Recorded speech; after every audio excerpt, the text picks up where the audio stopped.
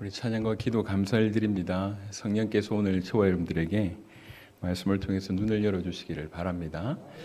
우리 오늘 마가복음 9장 14절부터 29절의 말씀을 가지고 믿는 자에게 능히 하지 못할 일이 없느니라 라고 하는 말씀을 전하도록 하겠습니다. 마가복음 9장 14절부터입니다. 이에 그들이 제자들에게 와서 보니 큰 무리가 그들을 둘러싸고 서기관들이 그들과 더불어 변론하고 있더라. 온 무리가 곧 예수를 보고 매우 놀라며 달려와 문안하거늘 예수께서 물으시되 너희가 무엇을 그들과 변론하느냐. 무리 중에 하나가 대답하되 선생님, 말 못하게 귀신 들린 내 아들을 선생님께 데려왔나이다. 귀신이 어디서든지 그를 잡으면 거꾸러져 거품을 흘리며 이를 갈며 그리고 파리에 치는지라. 내가 선생님의 제자들에게 내쫓아달라 하였으나 그들이 능히 하지 못하더이다. 대답하여 이르시되 믿음이 없는 세대여, 내가 얼마나 너희와 함께 있으며 얼마나 너희에게 참으리요. 그를 내게로 데려오라 하시매 이에 데리고 오니 귀신이 예수를 보고 곧 그 아이로 심히 경련을 일으키게 하는지라. 그가 땅에 엎드려져 구르며 거품을 흘리더라. 예수께서 그 아버지에게 물으시되 언제부터 이렇게 되었느냐 하시니 이르되 어릴 때부터니이다. 귀신이 그를 죽이려고 불과 물에 자주 던졌나이다. 그러나 무엇을 하실 수 있거든 우리를 불쌍히 여기사 도와주옵소서. 예수께서 이르시되 할 수 있거든이 무슨 말이냐. 믿는 자에게는 능히 하지 못할 일이 없느니라 하시니 곧 그 아이의 아버지가 소리를 질러 이르되 내가 믿나이다. 나의 믿음 없는 것을 도와주소서 하더라. 예수께서 무리가 달려와 모이는 것을 보시고 그 들어온 귀신을 꾸짖어 이르시되 말 못하고 못 듣는 귀신아, 내가 너에게 명하노니 그 아이에게서 나오고 다시 들어가지 말라 하시매 귀신이 소리 지르며 아이로 심히 경련을 일으키게 하고 나가니 그 아이가 죽은 것 같이 되어 많은 사람이 말하기를 죽었다 하나 예수께서 그 손을 잡아 일으키시니 이에 일어서니라. 집에 들어가심에 제자들이 조용히 묻자오되 우리는 어찌하여 능히 그 귀신을 쫓아내지 못하였나이까. 이르시되 기도 외에 다른 것으로는 이런 종류가 나갈 수 없느니라 하시니라. 아멘. 보통 이 본문을 가지고는 대부분 기도 많이 해야 된다라고 하는 쪽으로 이제 결론을 내립니다. 그게 다른 말은 아니지만 조금 더 좀 생각을 해봐야 되지 않을까 생각합니다. 지금 우리가 마가복음을 보고 있습니다. 이제 마가복음은 지난 시간에 보셨듯이 우리가 이제 변화산상에서 제자들이 어떤 모세와 엘리야와 예수님의 모습을 보고 이제 내려왔죠. 내려왔는데 지금 이런 상황이 벌어지고 있어요. 귀신 들린 아이를 둔 아버지가 와서 제자들에게 좀 고쳐달라고 하는데 고쳐주지 못하는 거죠. 그런 상황 가운데 이제 변론까지 일어났습니다. 진퇴양난이 됐어요. 제자들을 보시면 잠시 마가복음 6장을 한번 볼까요? 이전에 이미 귀신을 쫓아내는 경험이 사실은 제자들에게 있습니다. 6장 7절 보겠습니다. 마가복음 6장 7절 12제자를 부르사 둘씩 보내시며 더러운 귀신을 제어하는 권능을 주시고 12절 13절 보겠습니다. 제자들이 나가서 회개하라 전파하고 많은 귀신을 쫓아내며 많은 병자에게 기름을 발라 고치더라. 여기 없던 일이 아니고 이미 여러분의 경험이 있어요. 그러니까 많은 귀신들을 쫓아냈었다고 성경은 얘기하고 있습니다. 그런데 유독 이 귀신 들린 아이는 고치지 못하는 기가 막힌 일이 이제 벌어지고 있습니다. 여러분 오늘 마가복음 9장의 내용은 바로 이 제자의 모습에 대한 예수님의 책망부터 우리가 봐야 됩니다. 이게 지금 우리에게 주시는 메시지입니다. 한때 이런 엄청난 경험을 가지고 있음에도 불구하고 지금은 무기력한, 또 예수님의 엄청난 말씀을 들었음에도 불구하고 지금 너무나 무능력한, 분명히 경험도 받고 감격도 있고, 그리고 더 중요한 것은 좀 이 제자들은 예수님을 위해서 자기 인생을 드린 사람들입니다. 자기 인생을 들여서 예수님을 쫓고 있잖아요. 여러분 하루 이틀 수련회가 아니라 몇 년 동안 이제 언제일지 모르게 종신으로 선교를 한다, 인생을 드린다. 결코 쉬운 일이 아닙니다. 지금 이 제자들은 그렇게 살고 있는 사람이에요. 내가 저분을 위해서 인생을 드리겠다고 결단을 하고 쭉 따라왔습니다. 그러면서 예수님의 말씀을 들었고, 그리고 심지어는 그 주님이 주신 권능으로 여러 가지 병자들을 고치고 그다음에 귀신을 쫓아내본 경험이 지금 있는 사람들입니다. 그런데 지금 오늘 이 대목에 와서는 유독 어떻게 된 일인지 여러 제자가 적어도 3명이 올라갔다고 하면 9명은 남아 있었을 터인데 그 9명의 제자들 중에 그 누구도 이 아이를 고치지 못하는 그런 상황이 벌어지고 있는 것입니다. 아주 제자들의 무기력한 그 모습에 예수님께서 뭐라고 얘기하셨냐면 19절입니다. 대답하여 이르시되 믿음이 없는 세대여. 이 평행 본문이라고 할 수 있는 마태복음 17장, 누가복음 9장 이런 데 보면 믿음이 없다라고 하는 표현에 더 추가해서 뭐라고 얘기하냐면 패역하다라고 하는 부분까지 포함합니다. 믿음이 없고 패역한 세대라고 얘기합니다. 믿음이 없다라고 노골적으로 얘기를 해요. 누구한테요? 물론 이 바리새인이나 아니면 그 아이의 아버지나 모인 무리에게도 해당되는 얘기지만 실제로 이 얘기는 제자들에게 하는 얘기예요. 이 제자들 보고 믿음이 없대요. 여러분 우리도 쉽게 이제 비난할 수 있겠지만 저렇게 따라다녀도 몰라 이렇게 비난할 수 있겠지만 이게 우리의 얘기라는 얘기죠. 나름 자기 인생을 들여서 주님을 섬긴다고 자기 인생을 들이면서 주님을 따른다고 모든 것을 폐일은하고 심지어 먹고 자는 것까지 아니면 직장 생활까지 다 그만두고 이렇게 좀 어린아이 말로 얘기하면 몰빵해서 올인해서 막 달려가는데 어느 날 예수님께서 체크하시면서 너희는 믿음이 없다 이렇게 얘기하는 거예요. 여기 대목에서 우리가 멈춰서서 도대체 예수님께서 믿음이 없다고 얘기할 때 이 말이 도대체 무슨 말인가 생각해 봐야 됩니다. 여러분 신자에게 가장 중차대한 문제는 믿음의 문제입니다. 가장 중요한 문제가 믿음의 문제입니다. 이 세대에 있어서도 가장 중요한 문제는 믿음이고 우리 인생에 있어서도 가장 중요한 게 믿음의 문제입니다. 하지만 이 믿음의 문제에 스스로 깊이 있게 돌아보지 못하는 이런 아이러니가 있습니다.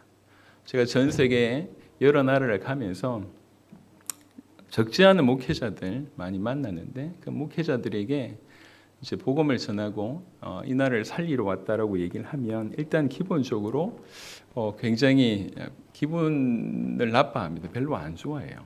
그러니까 무시한다고 생각을 하는 것 같아요. 우리가 복음이 없단 말이냐? 우리가 믿음이 없단 말이냐? 내가 이렇게 하고 뭐 이런 얘기를 하는데 참 아이러니합니다. 전 세계에 가서 복음 얘기하고 믿음 얘기하면 그걸 기초라고 생각을 해요. 교인도 마찬가지예요. 적어도 이런 상황 가운데 매주 주일날 교회 나올 정도면 꽤나 믿음이 있다고 생각하지 않습니까? 한번 돌이켜보자는 거죠. 믿음이라고 하는 것이. 여러분 믿음이라고 하는 것은 단순히 예수님을 안다, 하나님을 안다라고 하는 그 지적의 면에 그치지 않습니다. 그건 어떻게 보면 시작이에요. 근데 우리는 안다라고 하는 것을 내가 믿음 가졌다고 생각을 하고 있습니다. 하지만 그렇지는 않습니다. 만약 그렇다고 얘기할 때는 예수님의 이 제자들에게 믿음이 없다라고 얘기하면 그렇게 선고를 내리시면 안 돼요. 만약에 그렇다고 얘기하자면. 근데 예수님은 인생 전체를 두고 따라온 사람, 감격도 있고 체험도 있는 그리고 뭔가를 많이 들은 그런 제자들에게도 믿음이 없다라고 얘기하고 있습니다. 만약에 그러할진데 우리 인생이 이 수준의 제자들의 믿음보다 넘어서지 않는다고 하면 우리 또한 굉장히 책망받을 수밖에 없다는 겁니다. 잘 생각해 보셔야 됩니다. 도대체 그러면 예수님께서 말씀하신 믿음이 없다고 하는 것은 뭘까요? 그냥 분명히 알고 여러 번 경험이 있는데 그런 수준이 아니라고 하는 것이죠.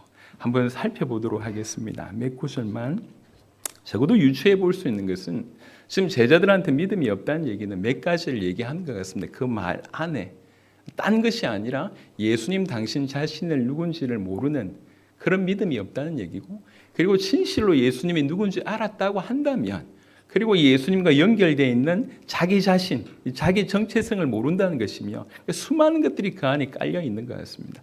몇 가지를 보겠습니다. 요한복음 20장 도대체 예수님이 원하시는 믿음이 뭘까라고 얘기할 때 깊이 한번 보겠습니다. 요한복음 20장 우리가 자주 드리는 말씀인데요. 저는 성경에서 가장 중요한 본문 중에 하나라고 생각합니다.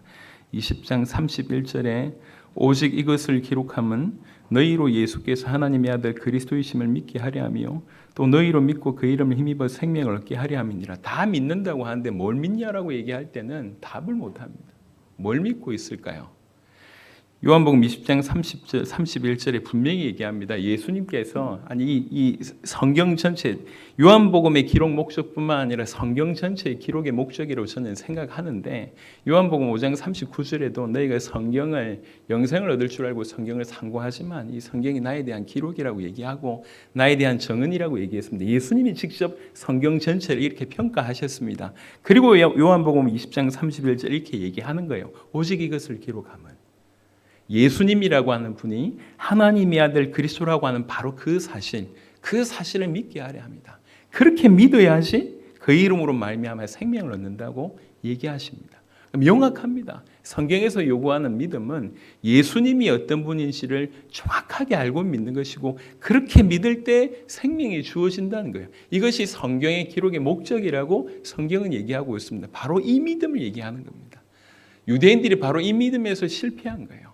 수많은 무리들이 예수님의 생각을 해보시면 그때 당시에 예수님으로 말미암아 치유받은 사람이 얼마나 될까요?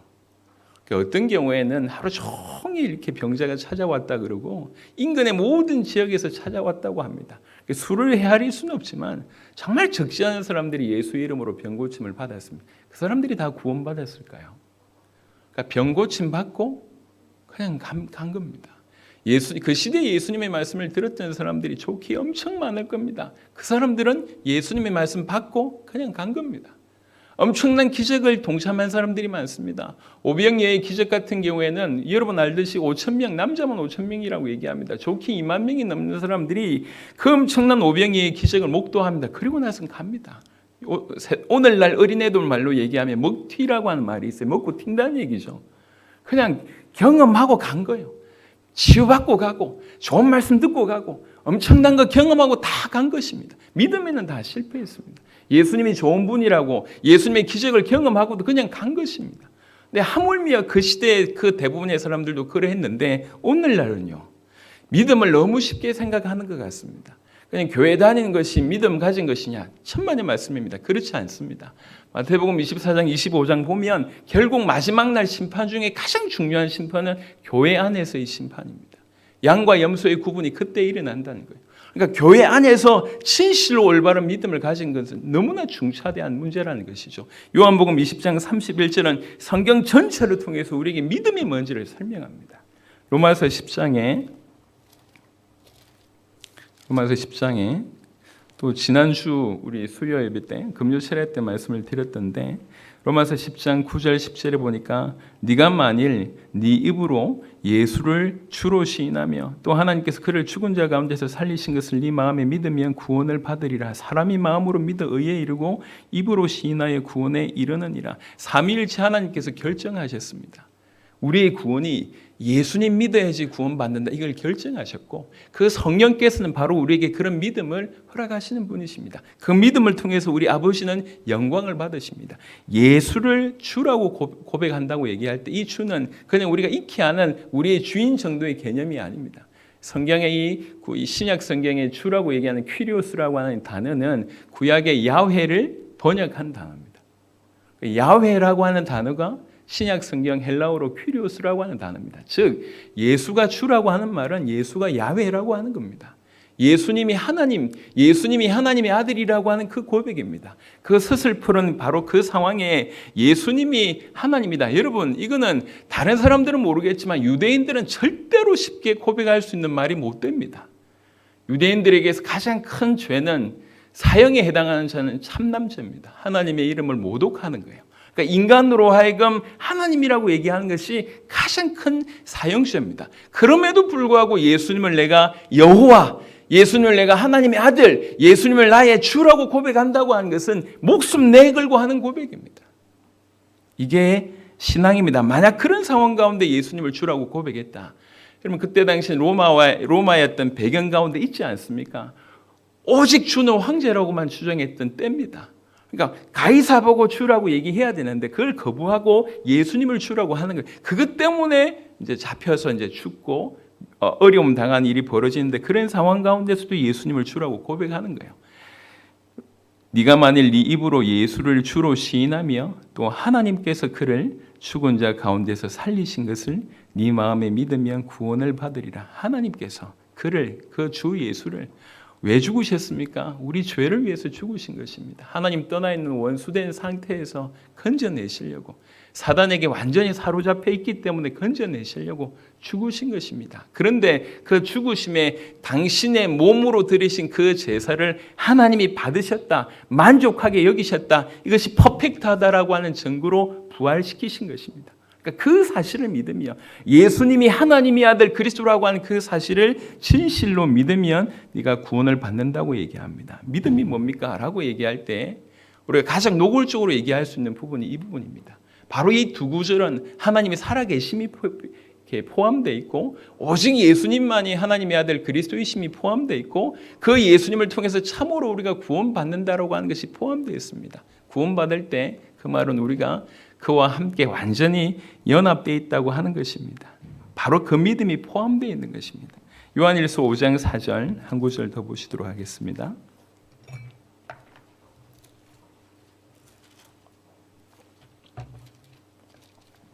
요한일서 5장 4절 무릇 하나님께로부터 난 자마다 세상을 이기느니라. 세상을 이기는 승리는 이것이니 우리의 믿음이니라. 사실 이게 정상이거든요. 이제 세상 가운데서 이기고 있냐라고 물어볼 때 퀘스천 마크를 우리가 많이 붙여야 돼요.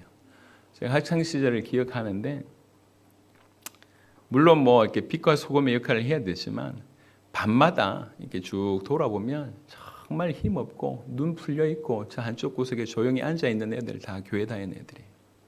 저도 마찬가지고. 왜 그럴까요? 뭔가 세상을 정복하고 세상을 끌고 가고 세상을 견인하는 역할을 못하고 있습니다. 왜 이런 일이 벌어지고 있을까요? 오늘날 특별히 한국 교회가 얼마나 욕을 듣고 있는지 잘 알고 있습니다. 우리가 다 피부로 느끼고 있잖아요. 1, 20년 전만 하더라도 이런 분위기는 아니었는데 온전히 모든 사람이 지탄을 받는 교회가 되어버렸습니다. 물론 우리가 실수한 것도 많지만 사실 실패한 건 딴 게 아니라 요한일서 5장 4절에 바로 이 부분에 실패한 것 같습니다. 믿음의 실패라는 거죠. 정말로 믿는다고 하면 세상을 이길 수밖에 없다. 요한일서 5장 1절과 연결시켜 보면 이 믿음을 정확하게 볼 수가 있습니다. 예수께서 그리스도이심을 믿는 자마다 하나님께로부터 난 자니 또한 나으신 이를 사랑하는 자마다 그에게서 난 자를 사랑하느니라. 그 믿음이 뭔지 요한일서 5장 1절에 분명하게 땅 때리고 그리고 5장 4절에 얘기합니다. 이 믿음이 세상을 이길 수 있다고 얘기합니다. 여러분, 우리 주님이 좀 어렵지 않습니다. 우리 주님이 믿음이 없다라고 얘기할 때 뭐 특별한 뭔가 기이한 아니면 오래 찾아야 되는 그런 부분이 아니에요. 당신 자신이 계속 보여주셨습니다. 당신이 누구신지, 당신이 하나님이라고 하는 사실, 당신이 그리스도라고 하는 사실, 유일하게 우리를 건져낼 수 있는 유일한 주라고 하는 사실을 계속 계시하셨습니다. 그 믿음에서 실패한 거예요. 그리고 우리가 그와 함께 있다고 하면, 정말 그와 연합되어 있다고 하면 그가 나를 통해서 역사하실 수밖에 없다라고 하는 그 믿음에서 계속 실패하고 있다고 우리가 볼 수가 있습니다. 여러분, 진실로 그래서 우리가 예수님을 믿게 되면 어떤 일이 벌어지냐면 더 이상 나를 위해서 살지 않고 육신을 위해서 살지 않고 그를 위해서 살고 그분이 원하는 것을 위해서 사는 것입니다. 예컨대 이 본문이 굉장히 오늘 보셨던 마가복음 9장의 본문이 굉장히 오도되고 있는 것 중에 하나는 뭐냐면 이제 믿었으니까 내가 뭐든지 할 수 있다라고 하는 생각을 하고 있는 것 같습니다. 여러분이 뭐든지라고 얘기할 때 우리는 적극적으로 어디로 가냐면 세상적이고 육신적이고 아니면 뭔가를 드러내는 쪽으로 항상 갑니다. 근데 이런 일이 안 벌어지잖아요. 그러니까 사실은 이런 일이 안 벌어지기 때문에 우리는 또 균일이 생기기 시작한 거예요. 혹시 예수님의 능력이 아니면 우리의 믿음이 아니면 기타 등등이 이러면서 오히려 믿음 쪽으로 다시 실패하는 그런 보이지 않는 그런 실패들을 계속 보게 됩니다. 여러분, 진실로 믿는다고 하면 우리가 주님과 동행하게 되는 것이고 주님이 원하는 쪽으로, 주님이 바라는 쪽으로 바라보게 되어 있습니다. 그래서 자연스럽게 그쪽으로 인도받을 수밖에 없다는 것이죠. 그 대표적인 구절이 히브리 11장입니다. 유명한 구절 한 구절만 보겠습니다. 히브리 11장 1절입니다. 믿음은 바라는 것들의 실상이요 보이지 않는 것들의 증거니라고 되어 있습니다. 보이지 않으니 믿는 거죠. 바라는 걸 믿는 것입니다. 보이지 아니하는 우리가 하나님을 믿는 것이고, 바라고 있는 그 하나님께서 약속하신 그 약속을 믿는 것입니다. 정말 우리가 예수님을 하나님의 아들 그리스도로 진실로 믿고 우리가 참으로 구원받았다고 얘기하면 우리가 바라는 것은 하나밖에 없습니다. 그게 뭐냐?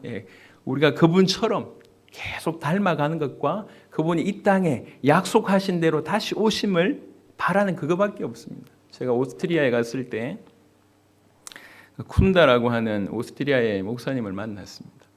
이분이 메시지를 쭉 들으시더니 이렇게 얘기했어요. 제 장관인가 아버님이 굉장히 이렇게 아프리카 사람인데 오스트리아에 지금 오셨어요.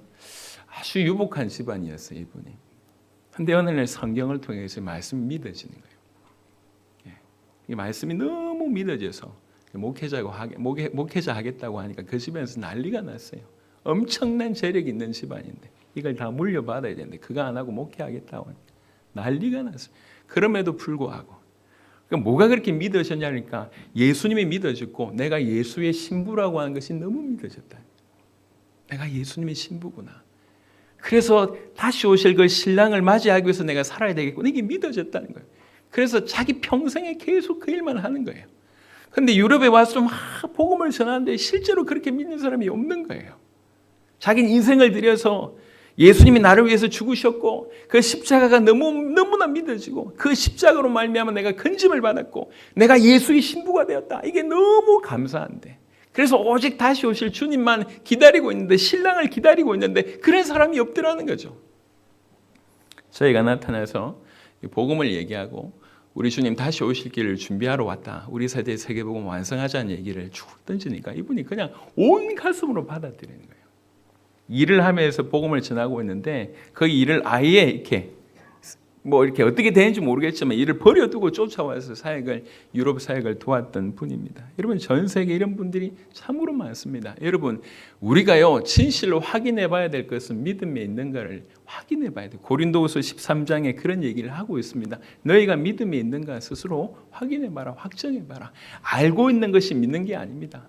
진짜로 알고 있다고 하면 진실로 우리는 간절히 뭔가를 바라야 된다는 거죠. 뭘 바라고 있습니까? 우리는 주님을 바라야 됩니다. 그리고 주님의 다시 오심을 바라야 됩니다. 주님을 바라야 되기 때문에 끊임없이 주님 닮은 모습으로 성장해 가는 것이고 또 한편으로는 신랑 되신 주님 다시 오심을 간절히 사모함으로 걸어갈 수밖에 없다는 것입니다. 그게 정상입니다.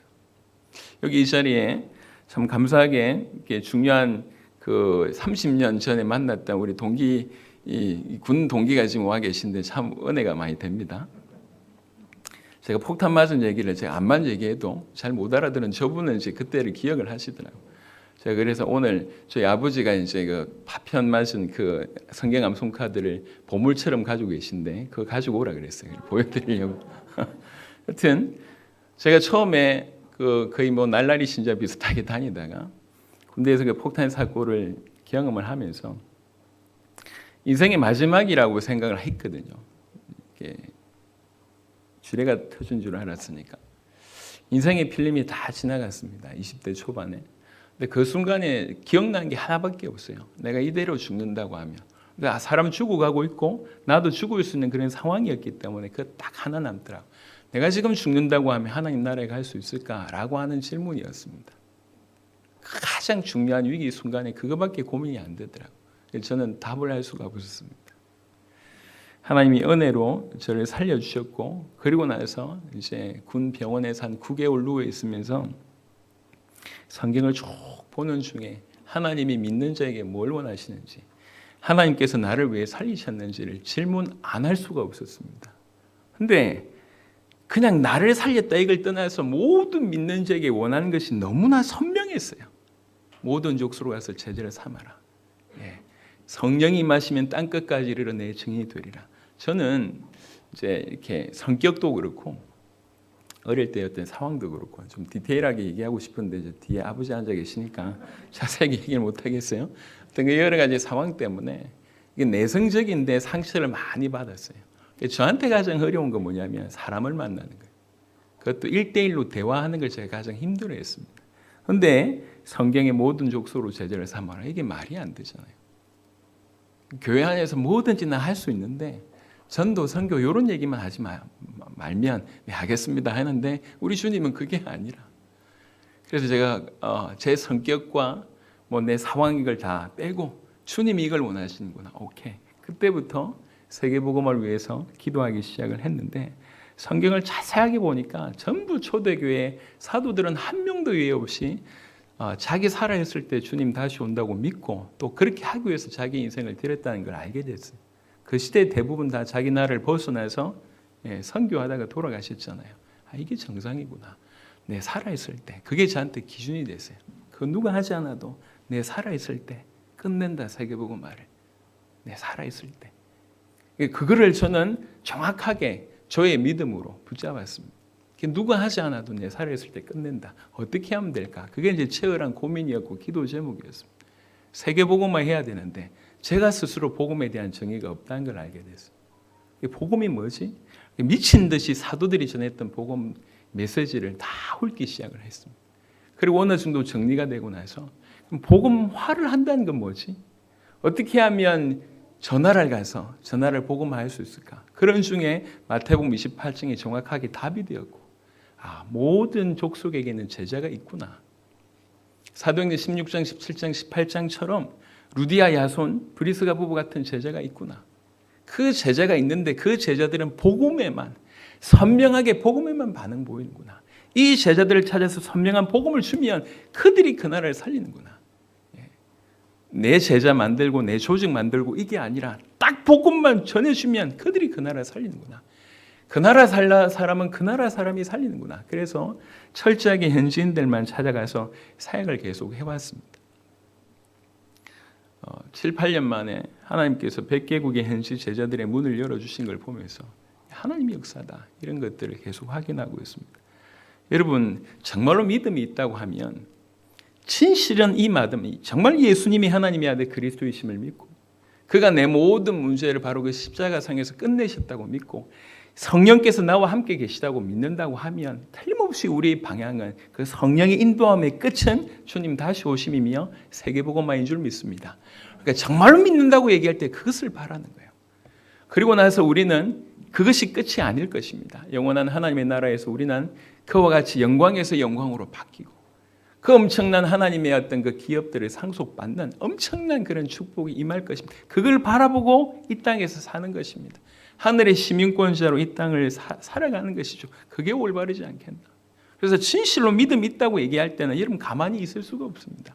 야고보에도 말씀하셨듯이 믿음 안에는 반드시 이 의지라고 하는 요소가 포함될 수밖에 없습니다. 전인격적인 요소가 포함될 수밖에 없습니다. 지적인 부분들과 감정적인 부분들과 의지적인 부분들이 따라올 수밖에 없습니다. 그래서 진실로 믿으면 행할 수밖에 없습니다. 진실로 믿으면 행동할 수밖에 없습니다. 갈 수밖에 없는 일이 벌어지는 거예요. 전 세계 중요한 해외 제자들 보면서 저희가 도전받는 게 참 많습니다. 엘살바도르에 여러분 잘 아시듯이 엘살바도르는 깽단의 나라입니다. 청소년들 한 거의 40%가 깽단과 연결되어 있습니다. 정부 자체가 깽에 사로잡혀 있습니다. 그런데 엘살바도르예요. 무슨 뜻이죠? 구원자라는 뜻입니다. 나라 이름이 구원자예요. 나라 이름이 구원자인데 보란 듯이 사단이 그 나라를 붙들고 있습니다. 기가 막히지 않습니까? 엘살바도르 처음 가서 TV를 보는데 우리 같은 경우는 폭력 장면이 나오면 어떻게 좀 처리를 하잖아요. 이렇게 처리를 안 해요. 여과 없이 두들겨 패는 장면을 여과 없이. 그리고 저기 사람은 죽어 있어요. 처리 안 해요. 그대로 죽은 모습을 방영하는 거예요. 제가 처음 가보고 충격을 받았어요. 이게 무슨 엘살바도르의 구원자의 나라인데 말이 그런 상황입니다. 그런 상황에 하나님의 말씀을 전하게 됐고 여러분 아시듯이 중요한 제자들이 일어났습니다. 10대 후반의 청소년이 내 나라는 내가 살린다면서 한 주를 맡은 거예요. 청소년이 19살, 20살짜리. 예를 들면 우리가 여기서 복음을 받았는데 저기 경상남도 내가 책임지겠다 이런 거예요. 얘가 가야지 거기서 복음 전할 거 아닙니까? 갈 차비도 없어. 걸어가요 이렇게. 이야 기가 막히다. 한두 번 하다 말겠지. 천만의 말씀. 꾸준하게 그런 청소년들이 불같이 지금 일어나고 있어요. 여러분 믿는다고 하는 것은 안다는 것과 동의어가 아닙니다. 내가 그냥 경험한다는 것과 동의어가 아닙니다. 진실로 믿으면 여러분 그분은 빛이잖아요. 그 주님은 빛이지 않습니까? 우리가 어둠이었는데 빛이 왔어요. 어떻게 어둠과 같은 모습을 띌 수가 있겠냐 말이에요. 어떻게 같을 수 있습니까? 이건 기적입니다. 그분으로 말미암아 우리가 살았다고 하지 않습니까? 어떻게 산자가 죽은 자와 같을 수가 있습니까? 여러분 제가요 제 전 재산 걸겠습니다. 한 500만 원 있는데 전 재산 걸겠습니다. 이틀 동안 움직이지 않고 이틀 좀 그런가? 사흘 동안 움직이지 않고 죽은 것처럼 사흘 동안 그냥 계시면 제가 500만 원 드릴게요. 사흘이 뭡니까? 하루도 안 될걸요. 군대 이렇게 생활하다가 보통은 밤에 야간 근무를 하잖아요. 근무 안 써고 그냥 하루 종일 이렇게 자보면 이 허리가 아파요. 어떻게 산자가 죽은 자와 같을 수 있습니까? 흉내도 낼 수가 없어요. 근데 왜 같다고 하냔 말이에요. 왜 기독신자가 불신자고 전혀 다름이 없냔 말입니다. 이게 있을 수 없습니다. 믿음은 그냥 내가 우리 교회, 우리 집안이 믿으니까, 아니면 내가 교회를 오래 다녔으니까, 아니면 어떤 예전에 내가 뭐 크게 일을 했으니까 중요하지 않습니다. 아는 걸 넘어서서 이게 내 감정을 움직이고 내 삶을 동력해야 돼요. 김용희 선교사님 자주 그런 표현을 쓰시던데, 나를 변화시키지 않는 복음은 복음이 아니다. 맞습니다. 저는 100% 동의합니다. 여러분, 내 인생을 이끌지 않는 것은 믿음이 아닙니다. 여러분, 한번 돌이켜 보십시오. 여러분의 삶 속에 믿음을 얼마나 사용하고 있습니까? 밥 먹고 사는데 그냥 익숙한 대로 하는 경우들이 얼마나 많습니까? 근데요, 그 모든 영역 가운데 믿음은 얼마든지 사용될 수 있습니다. 우리가 그걸 의식하지 않아서 그래요. 제가 이제 김용기 선교사님을 자주 만나 뵙고 그 공동체를 가보면 갈 때마다 도전이 됩니다. 그 공동체를 들어오려면, 그 종신 선교사가 되려고 하면 그분들의 표현입니다. 털고 들어와야 된대요. 뭘 트는지 모르겠는데 가지고 있는 돈을 다 해결하고 제로로 만들어 놓고 들어온대요. 그래 놓고 그때부터 오직 주님만 바라면서 사는 거예요. 심지어는 그 방세, 식비 내놔야 돼요. 그 공동체에. 그리고 일은 엄청나게 시킨대요. 그러니까 일은 엄청나게 시키고 월급은 안 주고 돈 내놔야 되고 이런 상황입니다. 누가 하려고 하겠냔 말이에요. 굶어 죽은 사람이 한 사람도 없습니다. 우리가 이 땅을 살아가면서 그냥 지식을 아는 것으로 믿음으로 생각하니까 얼마나 우리가 지금 마치 저는 이 말씀을 묵상하면서 이 제자들의 모습이 너무 적나라하게 우리의 모습이다 이렇게 보여집니다. 그렇게 많은 것을 듣고 많은 것을 보고 많은 것을 경험하고 심지어 실제로 자기들이 귀신을 쫓아내본 그런 숱한 경험이 있음에도 불구하고 지금은 완전히 무기력하게 무능력하게 되어서 예수님께 책망받는 이 믿음이 없는 세대여라고 할 정도가 되어버렸습니다. 생각해 보셔야 됩니다. 우리는 정말로 믿음에 거하고 있는가를 확인해 봐야 돼요. 여러분, 주가 나를 위해서 죽었다. 왜 그게 안 믿으십니까? 우리가 믿는 믿음은 딴 게 아니에요. 그가 나를 주기 위해서 죽었다는 거예요.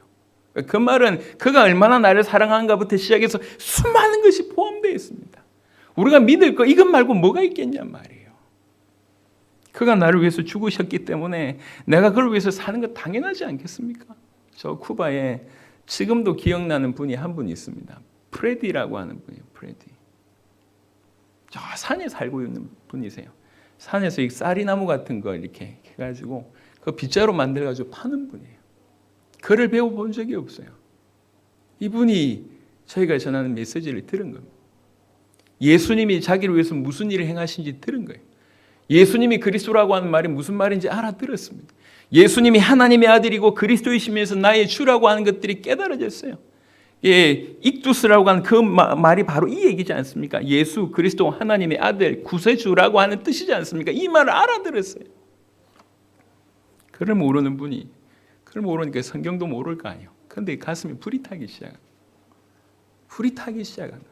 온 산에 사는 사람들한테 복음을 전하고 계속 복음을 전하고 그 지역 전체의 리더가 됐습니다. 그걸 모르는 빗자루 파는 양반.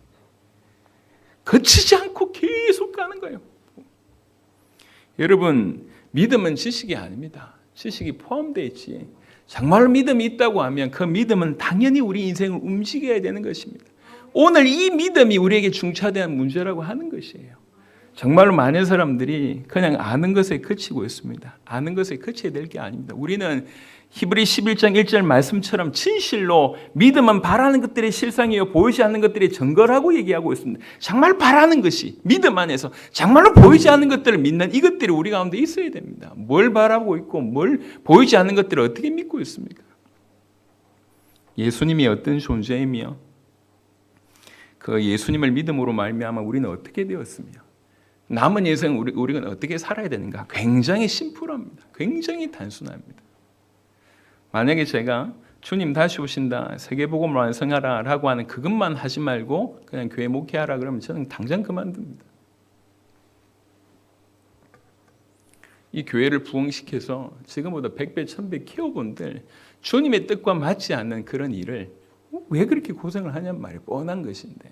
사람이 유명해지고 사람이 뭐 이렇게 사람들이 알아봐주고 별로, 여러분 잘 모를 거면 저희 중남에 가면 좀 유명하거든. 여러분 잘 몰라서 그래. 조금 유명해요 제가.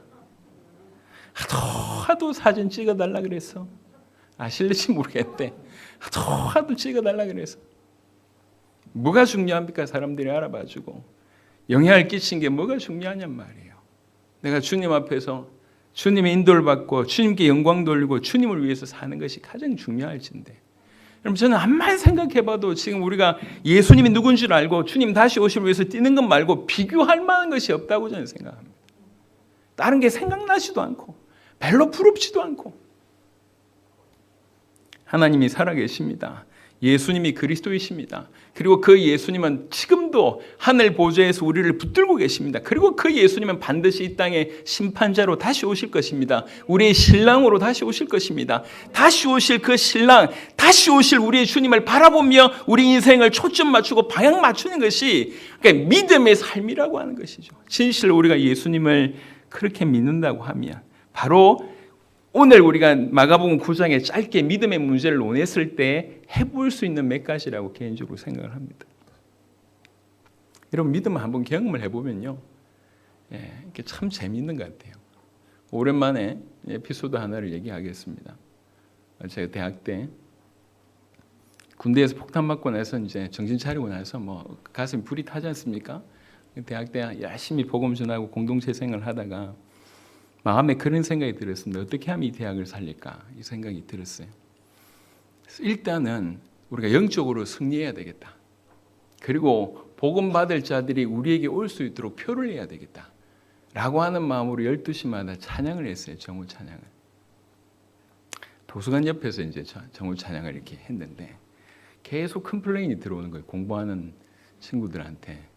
그래서 이게 사탄의 역사다 그러면서 더 크게 이제 찬양을 하니까 직원들이 찾아왔어요. 도서관 옆 아니냐.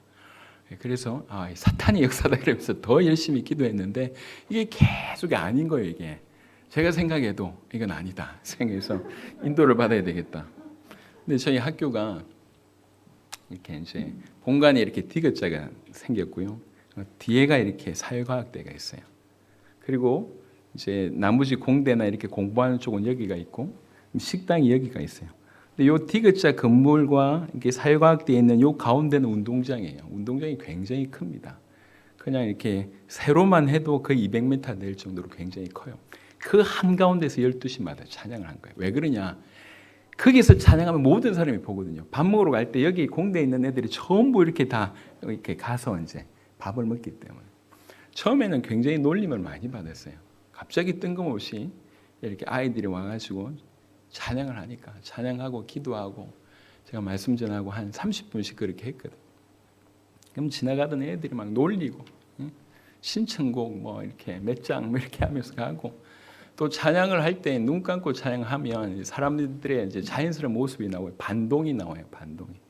저는 옆뒤하고 뭐 김영민 장로 뭐 앞뒤 반동하고 이런 게 있으면 지나가다가 흉내를 낸다고.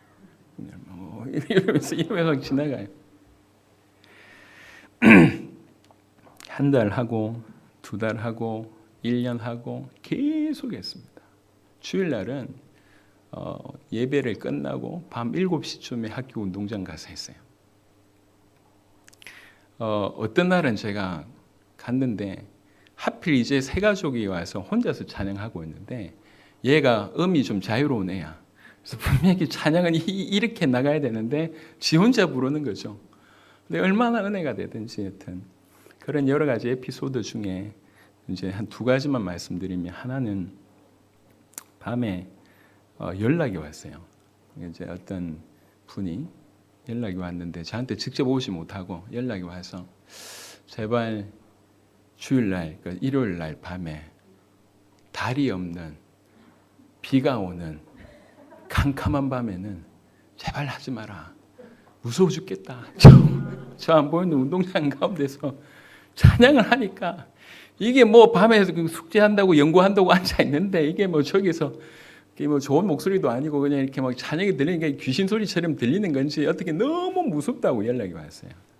또 한 분은 12시에 찬양을 하는데 11시 한 57분쯤에 제가 이제 도착을 했는데 먼저 팀이 이제 운동장을 나가지 못하고 쭈뼛쭈뼛 하고 있는 거예요. 왜 그러냐 보니까 그날이 이제 축구 대회가 있어요.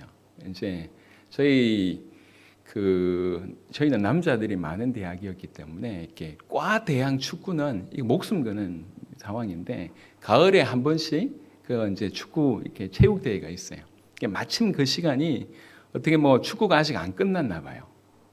그러니까 이제 양 팀이 축구를 하고 각 과들이 이렇게 여기서 훈련을 이렇게 막 응원하고 있는 그런 상황이에요. 찬양을 해야 되는데 얘네들이 먼저 왔던 애들이 못 나가고 있는 그런 상황이에요. 그래서 제가 딱 보고 이거는 상식을 넘어서서 믿음으로 도전해야 되겠다. 그래서 제가 이제 쭉 걸어 나갔습니다. 이렇게 쭉 걸어 나가니까 우리 애들이 뒤에 쭉 따라 나온 거예요. 일렬로 쭉 걸어 나가는데 그 순간 모든 것이 멈췄어요. 공 차던 애들 멈추고 응원하던 애들 멈추고 심판이 멈춘 거예요. 쭉 걸어가서 운동장 한가운데 여전히 하던 대로 원을 그리고 찬양하기 시작했습니다. 물론 축구도 하기 시작했습니다. 우리는 찬양하고 축구는 하고 그 다음에 이제 응원은 응원대로 하고 찬양이 하고 있는데 공 날아가고 뭐 그런 상황이었어요. 지금도 그 얘기를 합니다. 그때 따라 나왔던 친구들이 그때 그 상황 사실은 아무것도 아니거든요. 한 번은 믿음으로 도전해야 될 어떤 그 벽을 한 번은 넘고 싶어서 한 번은 넘고 싶어서 여러분 믿음을 사용해 보십시오. 믿음이 우리 삶과 연결되지 않는다고 하면 더 이상 그건 믿음이 아닙니다. 그건 지식입니다. 믿음이 우리를 움직이지 못한다. 믿음이 우리 삶을 조정하지 못한다. 여러분 신자의 삶의 방법은 하나밖에 없습니다. 로마서 1장에 여러분 너무 잘 아는 말씀이지 않습니까? 로마서 1장 17절에 복음에는 하나님의 의가 나타나서 믿음으로 믿음에 이르게 하나니라고 되어 있습니다. 하나님께서 우리에게 복음을 주셨습니다. 이 복음이 우리에게 주는 삶은 딱 하나밖에 없습니다. 처음부터 끝까지 믿음의 삶이에요. 믿음이 아니면 더 이상 우리의 삶이 아닙니다. 우리는 믿음으로 살아야 되는 사람입니다. 그러니까 지금 교회 내에 제가 볼 때 정말 예수님께서 믿음이 없는 세대여라고 하는 그 정말 안타까운 심정이 지금 오늘날 이 교회를 보면서 있는 것 같습니다. 과연 우리는 무슨 믿음이 있습니까? 지식을 넘어서서 참된 믿음이 있습니까? 그 믿음 안에서 우리는 도대체 어떤 믿음이 있습니까? 누구를 믿습니까? 그리고 뭘 바라고 있습니까? 보이지 않는 어떤 것을 믿고 있습니까? 이 구체화되어야 되고 그 구체화된 그것들이 실제로 우리를 움직여 줘야 됩니다. 그럴 때 올바른 믿음 가운데 우리는 승리할 수 있을 줄로 믿습니다. 그래서 정말 이런 믿음 있는 자들이 일어나야지 전 세계가 능히 살아날 수 있을 줄로 믿습니다. 참으로 복음이 믿음을 정확한 의미인지 모르겠지만 참된 복음이 올바른 믿음을 산출한다고 볼 수가 있습니다. 올바른 복음이라야지 올바른 믿음이 나오고 올바른 믿음이라야지 믿음의 삶, 신앙생활이 존재합니다. 오늘날 이 땅의 수많은 신앙생활의 삶이 초대교회와 다른 것은 딴 게 아니에요. 상황이나 환경이나 사람이 다른 것이 아니라 그들이 믿었던 신앙과 우리가 믿었던 신앙, 그들이 가지고 있던 복음, 우리가 가지고 있던 복음의 차이가 바로 이런 결론을 내는 것입니다. 우리는 다시 초대교회의 그 복음으로 그 믿음으로 돌아가야 됩니다. 그러면 하나님께서 이 마지막 때에 틀림없이 저와 여러분들을 사용하실 줄로 믿습니다. 시간이 많이 갔는데 두 가지만 짧게 더 말씀드리겠습니다. 오늘 믿음의 문제를 통해서 또 하나 우리가 짚고 넘어가야 될 부분들은 귀신의 부분입니다. 여러분, 우리는 영적인 존재입니다. 영적인 존재라고 하면 다 인정을 해야 돼요. 우리 영혼이 있는 것뿐만 아니라 하나님이 존재하고요. 천국이 존재합니다. 마찬가지로 성경에는 귀신을 얘기하고 있습니다. 사단을 얘기하고 있습니다. 이걸 우리가 무시해야 될 아무런 어떤 권위 우리에게는 없어요. 성경이 그걸 얘기하고 있기 때문에. 그래서 우리는 분명하게 영적인 존재를 인정해야 됩니다. 오늘 18절 보니까 귀신이 어디서든지 그를 잡으면 거꾸러져 거품을 흘리며 이를 갈며 그리고 파리에 지는지라라고 되어 있고요. 21절에 22절에 귀신이 그를 죽이려고 불과 물에 자주 던졌나이다. 이 귀신이 아이를 끌고 가는 모습입니다. 이걸 조금 글씨적으로 보면 결국 그 귀신이 사단이 하는 일이 동일합니다. 어찌하든지 영적으로 육적으로 죽이고 파멸시키는 역할을 끊임없이 하고 있습니다. 지금 이 아이뿐만 아니라 우리 모두에게 귀신은 이런 시도를 계속하고 있다는 것입니다. 분명히 우리 대적 사단이 있음을 얘기하고 있고요. 에베소 6장에는 간계를 사용하고 불화살을 사용하고 고린도후서 11장에는 광명의 천사로 베드로전서 5장 8절에는 우는 사자처럼 우리를 공격한다고 얘기하고 있습니다. 그래서 영적인 사실을 인지할 뿐만 아니라 영적인 싸움 또한 우리가 감당해야 됩니다. 근데 영적인 싸움에 대해서 조금 좀 풀어줘야 될 부분들이 있는 것 같아요. 여러분, 최고의 싸움은 에베소서 6장 나와 있는 전신갑주를 취하는 그 자체가 최고의 싸움이라고 생각합니다. 여러분, 영적인 싸움은 엄밀한 얘기에서 주의 싸움입니다. 예수의 싸움입니다. 주님이 그 싸움을 하시는 것이고 그 싸움은 이미 승리하셨습니다. 우리가 진실로 이 전신갑주를 취한다고 얘기할 때 그거 자체가 이기는 거예요. 여러분, 우리가 가끔씩 이렇게 영적인 분이라고 얘기하면서 뭔가 이렇게 기준이 없는 경우들이 많습니다. 분명히 완전히 사로잡힌, 귀신에게 사로잡혀 있는 그 상태, 예를 들면 오늘 이 아이 같은 그런 상태는 예수님께서 귀신아 나오라고 말씀하셨습니다. 예수님뿐만 아니라 사도행전 16장에도 그런 일을 하셨습니다. 그런데 우리가 한 가지 좀 생각해 봐야 될 부분이 사도행전 잠시 보겠습니다. 사도행전 4장입니다.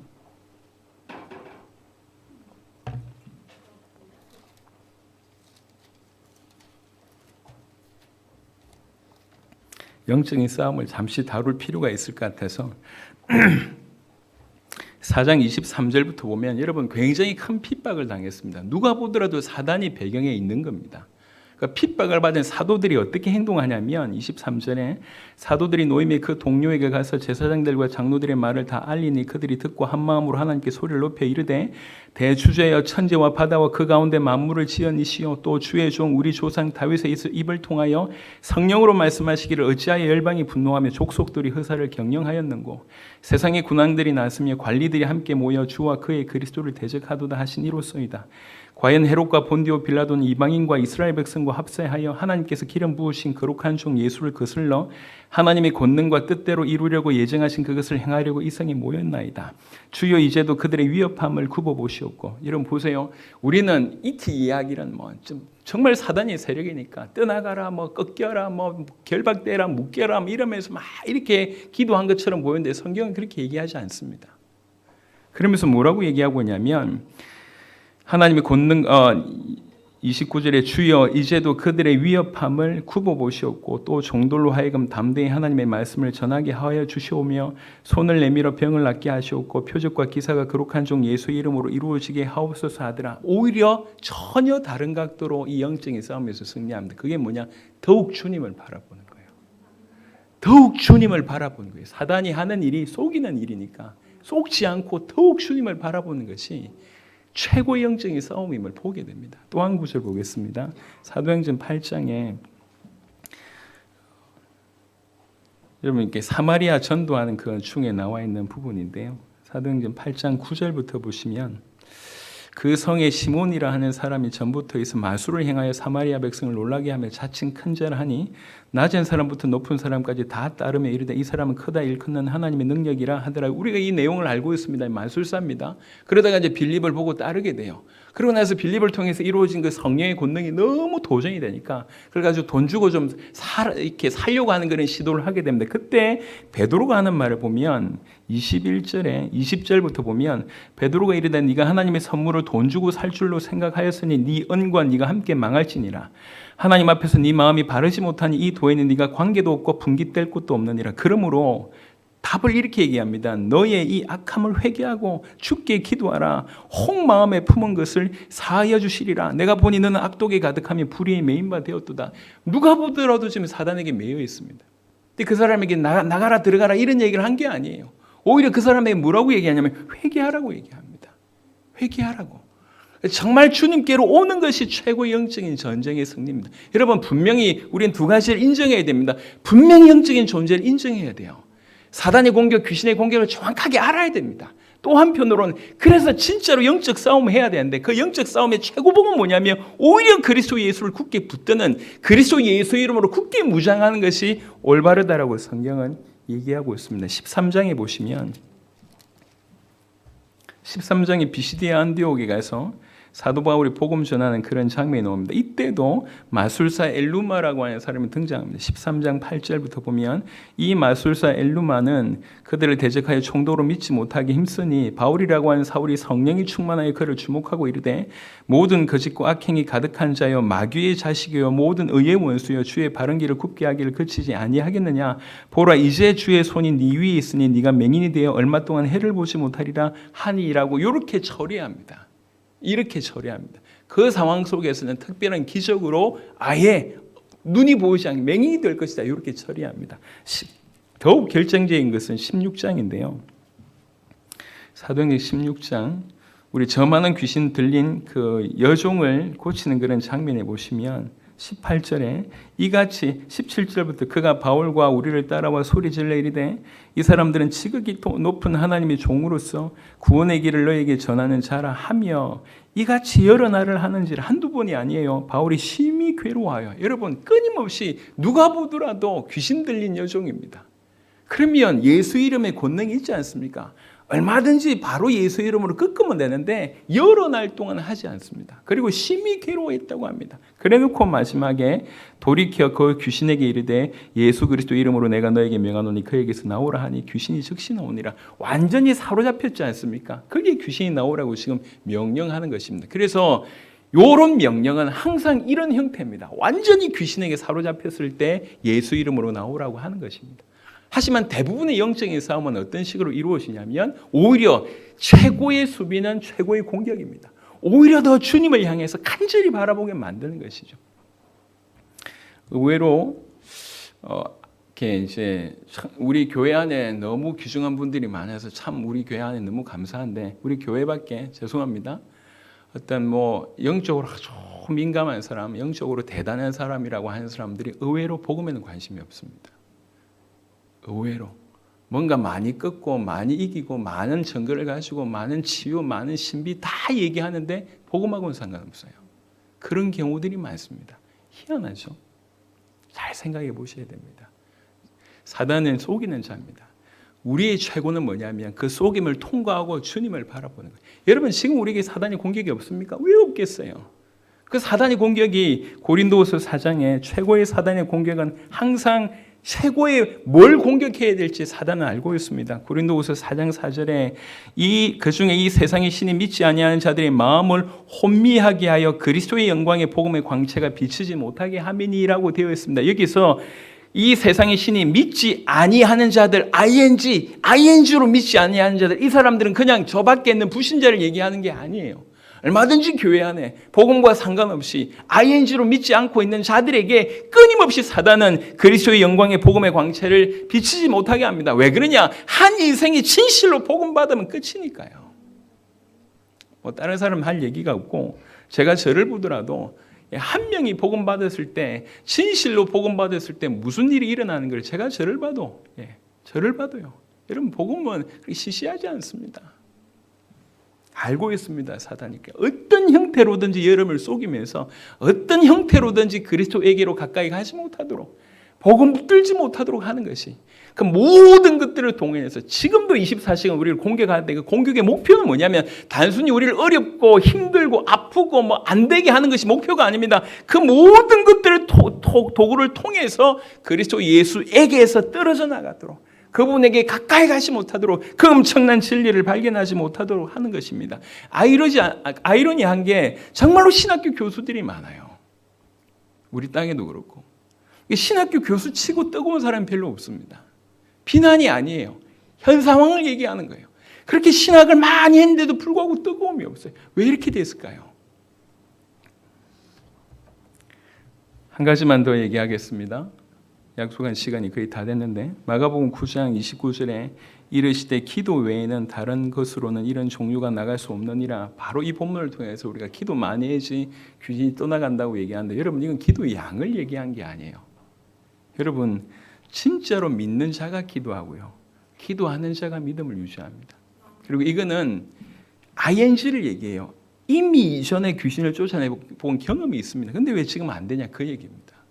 왜 그때는 됐고 지금은 안 되냐는 거죠. 여러분 믿음이라고 하는 것은 한번 반짝 잊고 나서 계속 유효하냐 그렇지 않습니다. 믿음은 그렇지 않습니다. 여러분 한때는 대단한 일을 하다가 시간 지나고 나서 아무것도 아닌 그런 모습으로 전락해 버릴 경우들이 얼마든지 있습니다. 죄송한 말씀이지만 우리나라에도 그렇게 크게 쓰임받았던 분들이 한때 그렇게 쓰임받았던 사람들이 나중에 초라한 모습을 띠는 경우들이 얼마든지 많습니다. 그 사람의 모든 모습이 초라했던 건 아니에요. 분명히 어떤 한 시점에는 크게 쓰임받았습니다. 하지만 어느 시간에 가니까 전혀 믿음하고 상관없는 그런 인생들을 보고 있지 않습니까? 그래서 이 기도는 주님과의 지속적인 교제, 그것이 건강하냐를 얘기하고 있습니다. 그렇다고 얘기할 때 기도라고 하는 도구가 흑암을 꺾는 게 아니에요. 어떻게 기도라고 하는 도구가 귀신을 쫓을 수 있습니까? 귀신을 쫓을 수 있는 유일한 이름은 예수의 이름밖에 없습니다. 예수님 그분 자체밖에 없습니다. 하나님이 그 귀신을 쫓아냅니다. 우리가 기도한다고 얘기할 때에 그분과의 교제가 진행 중이기 때문에 참으로 진행 중이기 때문에 그 능력으로 꺾이는 것입니다. 이게 정상이에요. 그 양도 중요하지만 어떤 기도를 하느냐가 중요합니다. 저 기도원마다 기도 많이 하신 분들이 많습니다. 참 귀한 분들이 많아요. 하지만 약간 길을 벗어난 분들도 적지 않아 많습니다. 왜 그렇게 기도를 많이 하는 사람들이 복음에는 그렇게 관심이 없을까요? 다 그렇게 안다고 쉽게 이건 기초 아니냐고 얘기합니다. 어떤 분이 저한테 찾아와서 책을 이렇게 주는 거예요. 네. 책을 주면서 금식 기도에 대한 책을 주더라고요. 자기 신앙생활을 수십 년 해보고 40일 기도 몇 번 해보고 내린 결론이래. 신앙생활에 있어서 제일 중요한 건 금식 기도래요. 금식하면서 기도한 거 좋습니다. 하지만 금식 기도가 신앙생활의 최고봉입니까? 그렇지 않습니다. 그렇다고 얘기할 때 저 뭐 유대교하고 불교하고 뭐가 다른 게 있습니까? 금식 기도 그거 안 합니까? 믿는 자에게는 능치 못함이 없느니라 라고 되어 있습니다. 믿는 자에는 능치 못함이 없느니라. 왜 그러냐? 우리 주님이 전능하시고 우리가 그분과 연합되어 있다고 할 때에 그런 의미로서는 모든 부분들이 능치 못함이 없습니다. 또 하나 진실로 우리가 주님을 믿는다고 하면 우리가 우리를 위해서 그 믿음을 사용하는 것이 아닙니다. 우리 육신을 위해서 이걸 끌어다 쓰는 게 아니에요. 우리가 진실로 주님을 믿는다고 하면 당연히 주님이 원하시는 쪽으로 우리가 방향을 걸어갈 거기 때문에 그런 의미로 모든 부분에 능치 못함이 없다라고 볼 수가 있습니다. 믿는 자, 계속 ing로 믿고 있는 자, 그 자에게는 능치 못함이 없습니다. 어떤 부분에도 그렇습니다. 말씀을 마무리하도록 하겠습니다. 저는 마가복음 9장 이 부분을 여러분하고 좀 나누면서 준비하면서 이건 보통 문제가 아니다. 제자들이 우리보다 훨씬 뛰어난데 적어도 이 상태에 있는 제자들만 두고 보더라도 자기 전 삶을 들여서 그렇게 예수님을 쫓아가고 있고 그 어떤 것도 바라지 않고 주님을 쫓아가고 있고 기적도 경험하고 놀라운 말씀도 경험했던 감격도 있던 심지어는 지금 그 세 명의 변화산상에서 그 엄청난 것을 경험했던 세 명까지 지금 같이 합세 있지 않습니까? 그럼에도 불구하고 무기력한 거예요. 믿음이 없는 세대요. 그들을 포함해서 믿음이 없는 세대요. 라고 얘기했습니다. 우리가 이 길을 걷는 우리에게 있어서 가장 중차대한 인생의 문제는 믿음의 문제입니다. 그래서 믿음이 있는가 없는가를 확정하는 것만큼 중요한 건 없습니다. 믿음 안에는 지식을 포함하고 감정을 포함하고 의지를 포함합니다. 정말 믿음으로 뭘 바라고 있고 보이지 않는 것을 진실로 믿고 있는지를 확인해야 됩니다. 예수님이 누구신지 그 예수님을 믿음으로 말미암아 우리는 그분과 어떤 연합 가운데 있는지 그리고 진실로 믿는 우리는 남은 인생에 뭘 하며 살아야 될지가 한 믿음 안에 전부 다 정리가 되어져야 됩니다. 그래야지 인생을 드릴 수 있을 거라고 생각을 합니다. 하나님께서는 지금도 우리 세대의 세계복음화 전 세계를 살리고 계십니다. 저와 여러분들이 바로 그 영역에 정말 쓰임받게 되기를 바랍니다. 히브리 4장 2절로